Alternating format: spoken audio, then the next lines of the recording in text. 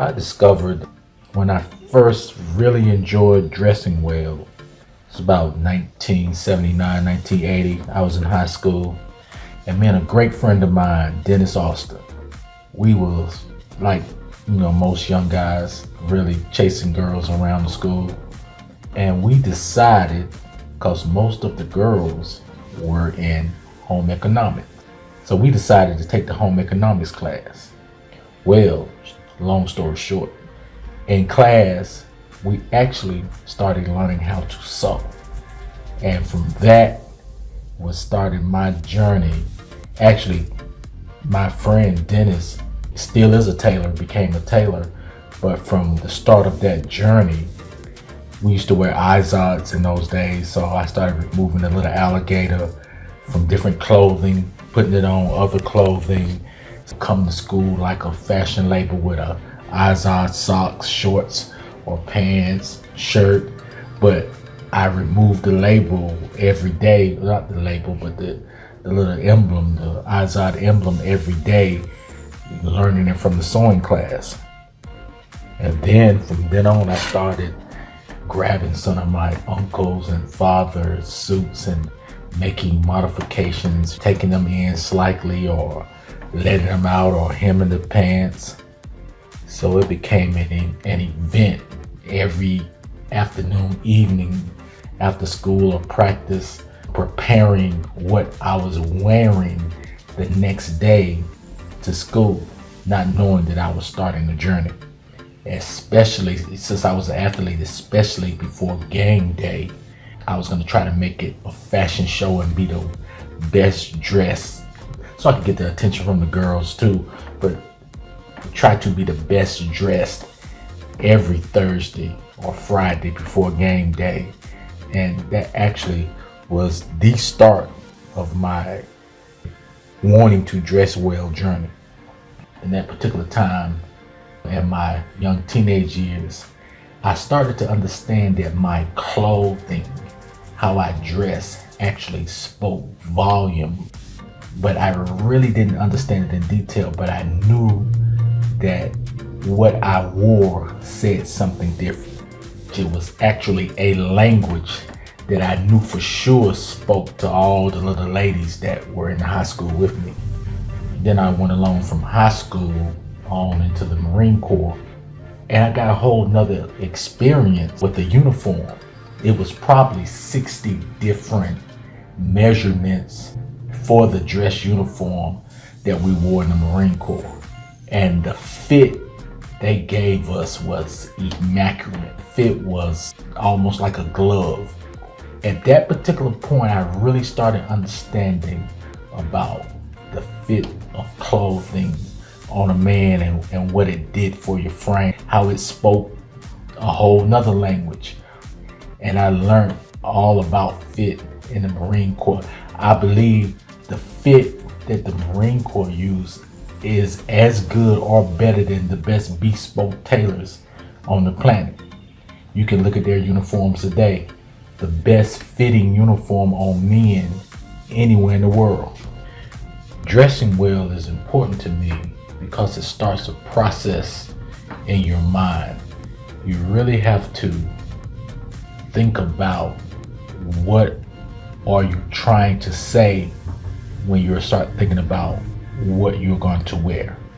Years ago, I was doing some research, and a man named Albert Mahabane, this is about 1966, 67, he did some research about communication, and he just spoke about how nonverbal communication is about 55% of the interaction.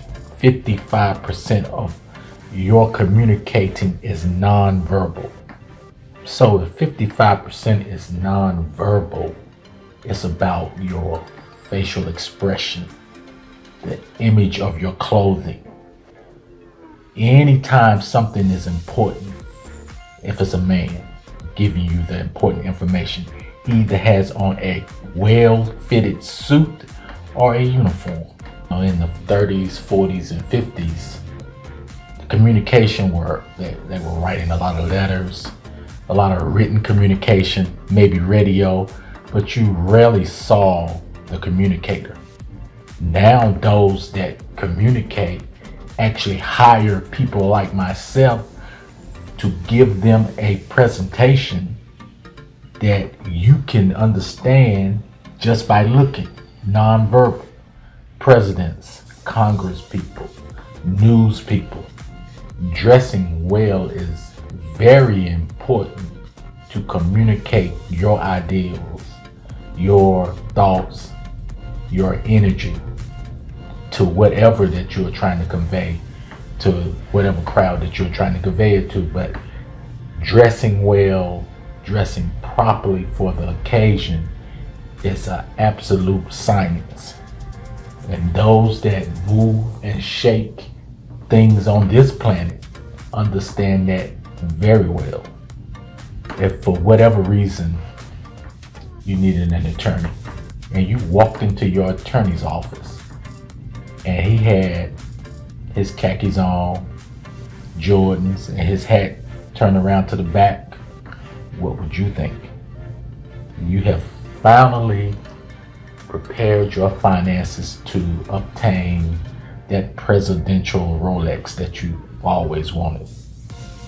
But the person that was selling it to you looked more like maybe he was going surfing. You may think it was a scam just because of the presentation. Think about your own presentation when you walk into the world. What are you saying? In accordance to what are you trying to do? One of my biggest challenges with speaking with younger men is changing the narrative today. The narrative is the new millionaire, billionaire will have on a t-shirt and his ball cap backwards. My challenge is teaching men the language of non-verbal presentation, the language of clothing, the language of facial expression. Non-verbal communication is not taught in high schools or most colleges, but to speak in a way in which you need results, not won't need results.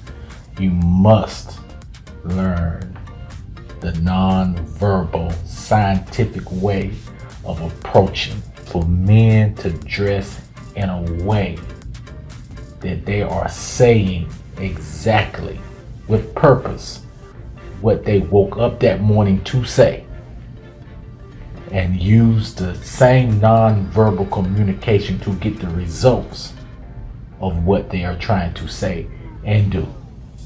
We started Taariq for Men on your facial expressions, not the bad thought that you have in your mind, but your facial expression, that what are you showing to the world. Then we work on your body language, your walk, your stance, the energy that you bring to the room.